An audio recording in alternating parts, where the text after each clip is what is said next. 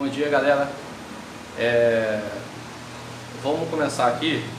Isso aqui é a parte do oitavo ano, página 98, equação de segundo grau com uma incógnita. Bom, existem dois tipos de resolução para esse tipo de equação de segundo grau com uma incógnita. O primeiro tipo aqui é quando se fosse uma equação do tipo 16x ao quadrado igual a 3.600. Isso aqui é um exemplo que pode acontecer de uma equação de segundo grau aparecer para vocês aí. Por que, primeiramente, é uma equação de segundo grau? Porque esse termo aqui independente, o x, né, que a gente chama de incógnita, está elevado ao quadrado. Então, por isso que é uma equação do segundo grau. E, se você olhar, a equação de segundo grau começa assim, 16x ao quadrado menos 3.600 é igual a zero. Por que nós vamos começar a resolver essa equação dessa forma aqui? E por que também o 3.600 está nessa segunda parte aqui positivo? Primeiro, 3.600 aqui nessa parte, ele está positivo, porque ele estava no primeiro membro negativo. Quando você muda o número de membro, você tem que alterar o sinal dele. Tudo que é negativo vira positivo. Então eu tive que fazer essa conversão para começar o cálculo. Esse é o primeiro tipo de resolução. Aí com isso, eu quero achar o quê? Eu quero achar o valor de x nessa incógnita. Sempre que aparecer uma incógnita, eu já falei com vocês em sala de aula, a incógnita, gente, não é esse bicho de sete cabeças. A incógnita é tipo se fosse um sinal de interrogação. É o porquê, é o que você quer saber no cálculo. Aí vai ficar, ó, x ao quadrado é igual a 3.600. Só que esse 16 está no primeiro membro multiplicando o x ao quadrado. Se ele está no primeiro membro multiplicando, eu tenho que tirar do primeiro membro e achar o valor de x.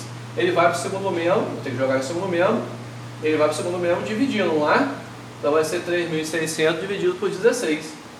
X ao quadrado, aí eu tenho 3.600 dividido por 16, vai dar 225. X ao quadrado é igual a 225. Aí eu vou ter duas possibilidades aqui. X vai ser igual a raiz de 225. Aí você pode chegar e falar, professor, raiz de 225 é 15. Tá certo, raiz de 225 é igual a 15. Mas como eu estou tirando uma raiz quadrada de uma equação que veio de uma equação segundo grau, eu tenho que prestar atenção no seguinte, que o número mais 15 ao quadrado é igual a 225. E o número menos 15 ao quadrado também é igual a 225. Então, como é uma equação de segundo grau, a resposta é: o x pode ser mais 15 ou menos 15. Então eu tenho essas duas possibilidades de resposta aí, exclusivo por causa de ser uma equação do segundo grau e ter essa potência aqui na incógnita elevada ao quadrado, só por causa disso. E o segundo métodozinho é se eu tivesse uma equação, você coloca um exemplo mais fácil.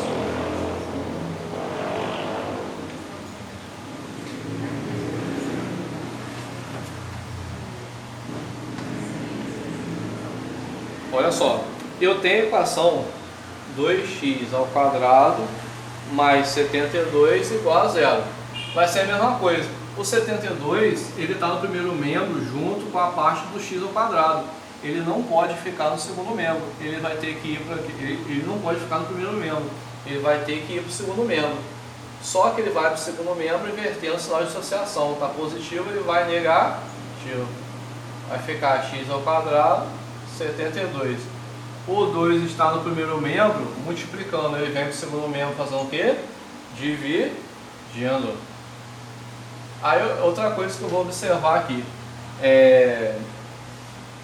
o x ao quadrado vai ficar 72 dividido por 2 é igual a 36. Vai ficar negativo.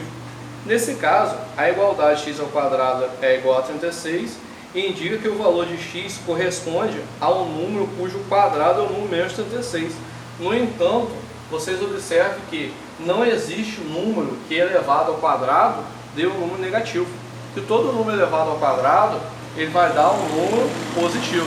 Nesse caso aqui, quando dá um número negativo, nós falamos que não tem raiz.